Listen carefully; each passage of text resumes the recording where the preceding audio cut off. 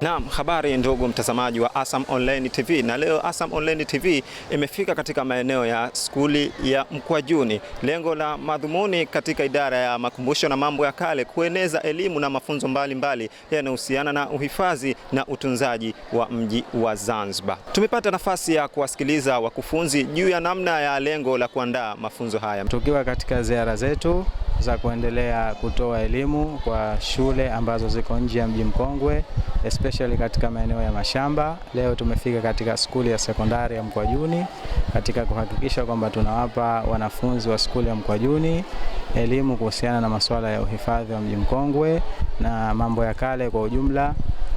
Tumefika hapa kwa lengo la kuhakikisha tunawapa elimu wanafunzi hawa ili waje wawe mabalozi wazuri wa kuja kurithisha elimu hii ya uhifadhi na uendelezaji mji mkongwe kwa vizazi vya sasa na vizazi vijavyo, kwa sababu tunaamini wao wataitumia elimu hii kuwapa watu wengine na kueleza wengine mambo mbalimbali, pamoja na kuwashajihisha katika ziara zao za masomo kuweza kutembelea eneo hili la hifadhi na uendelezaji mji mkongwe na vivutio mbalimbali vilivyokuwa mji mkongwe kama maeneo ya makumbusho na vitu vingine, lengo kuweza kupata elimu na uelewa wa kutosha wa masuala ya mji mkongwe, historia ya mji mkongwe, historia za utawala wa Zanzibar, historia mbalimbali ambazo zinapatikana mji mkongwe na mambo mengine yote yanayohusiana na masuala ya uhifadhi kama ambavyo inavyosisitizwa na shirika la kimataifa la UNESCO katika kuhakikisha kwamba tunaendeleza na tunahifadhi mji mkongwe na tunarithisha kwa vizazi vyetu na vizazi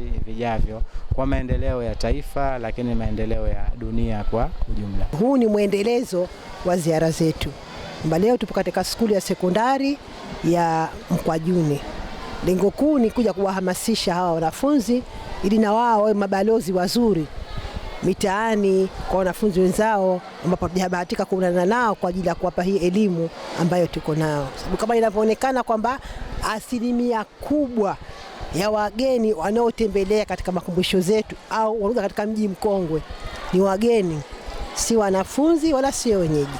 Leo tumepokea ugeni wa mamlaka ya mji mkongwe kuja kuwapa elimu kuhusiana na mambo ya historia na mambo yanayohusu uhifadhi wa mji mkongwe.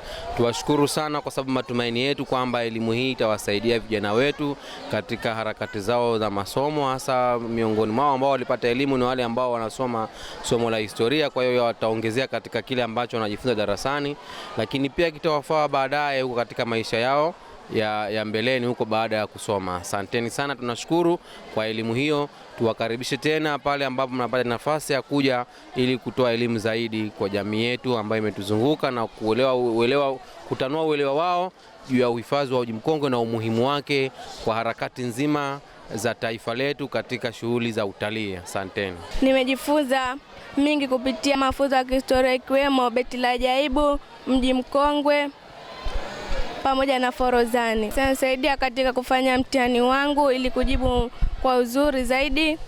Pia yatanisaidia kukumbusha na wenzangu katika kufanya mtihani. Matarajio yetu kuhusiana na mafunzo tumepata leo kama makumbusho mji mkongwe ni kuendeleza kuelimisha, kifupi kuyasambaza katika skuli ili watu wote kuyafahamu haya mazingira ili wajue umuhimu ambao unapatikana katika mazingira haya.